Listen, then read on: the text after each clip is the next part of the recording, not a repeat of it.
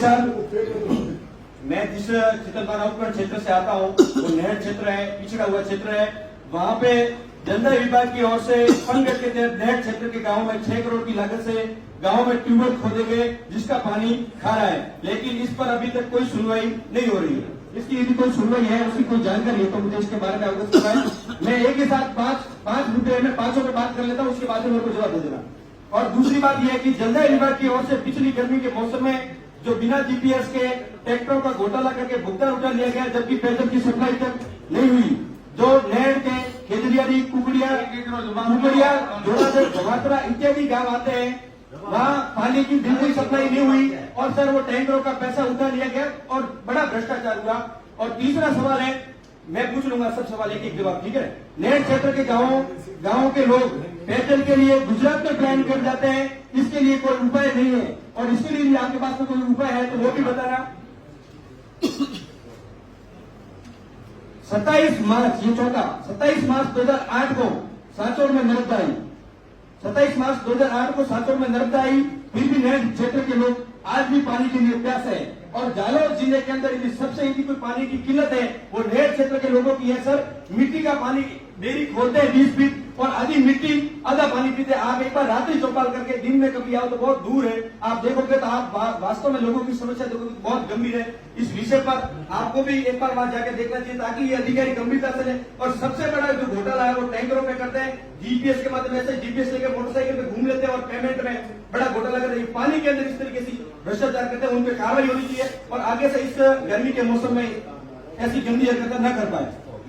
तीसरी बात है, नहर के सुपड़ी और लूणी नदी के बहाव के कई गांव सड़कों व पुलियों के अभाव में टापू बन जाते हैं। उसके लिए कितने प्रस्ताव बनाकर आगे भेजे गए, इसकी कोई जानकारी है तो बताएं।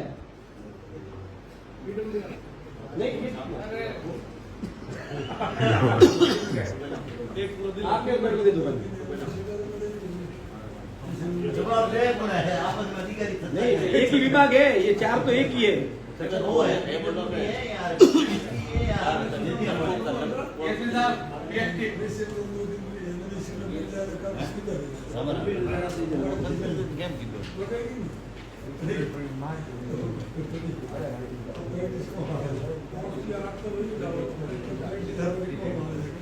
पहले मीटिंग में बात हुई थी कि जो झूठी रिपोर्ट पेश करते किसी भी डिपार्टमेंट के अधिकारी उनके खिलाफ विभागीय कार्रवाई होनी चाहिए। पिछले साल इस बैठक में लिया आज तक किसी ने भी फॉल्स रिपोर्टिंग की है, उसके बारे में आज तक किसी भी विभाग के कर्मचारी के खिलाफ या अधिकारी के खिलाफ कोई कार्रवाई नहीं हुई। उल्टा इस सदन का बहिष्कार जरूर हुआ है इसके अलावा अधिकारियों द्वारा। हमने जो बात रखी, कम से कम हमारी बात का जवाब इससे ही नहीं है। झूठ पे झूठ, झूठ पे झूठ, झूठ पे झूठ, एक भी बात सत्यापित यहाँ रिपोर्ट लेकिन अधिकारी नहीं है। और हमने आप कलेक्टर साहब आपको नोटिस करवा देते, जिले के सबसे बड़े अधिकारी आप हो और आपके सामने 5-5 मिनट में अधिकारी हमारे सामने और आपके सामने झूठ बोल रहे हैं। बताओ इतने बड़े यूटर्नर हमने जालौर जिले के अधिकारी लेकिन राजस्थान में कहीं नहीं। ये 5 साल से और 5 साल से वही अधिकारी बैठे, अधिकारी सही नहीं है। आप चेंज हो रहे हो, अधिकारी वही हुए।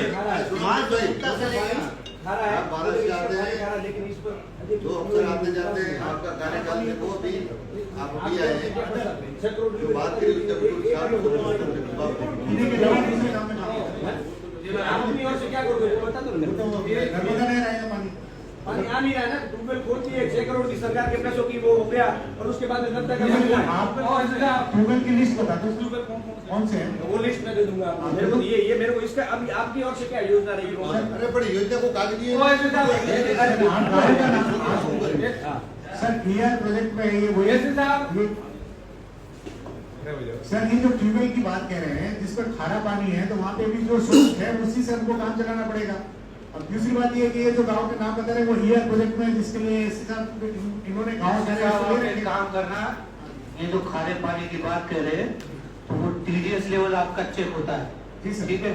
तो वो टीडीएस लेवल देखना, ये जो चितलवाना ब्लॉक की बात कर रहे हैं, चितलवाना की ब्लॉक कर रहे हो जी, टीडीएस लेवल में आपको पकड़ में आ जाएगा कि ये कौन से ट्यूबवेल के पास डिनाई कर भी नहीं रहे सर। हम ये कह रहे हैं कि सर ये ट्यूबवेल जो वहाँ पे है, जो उपलब्ध जो ट्यूबवेल है वो वहाँ पे खारा पानी है, आपको सबको पता है। वहाँ पे टीडीएस 3000 है। हाँ तो सर वो तो जानवरों के लिए अन्य कामों के लिए काम आता है।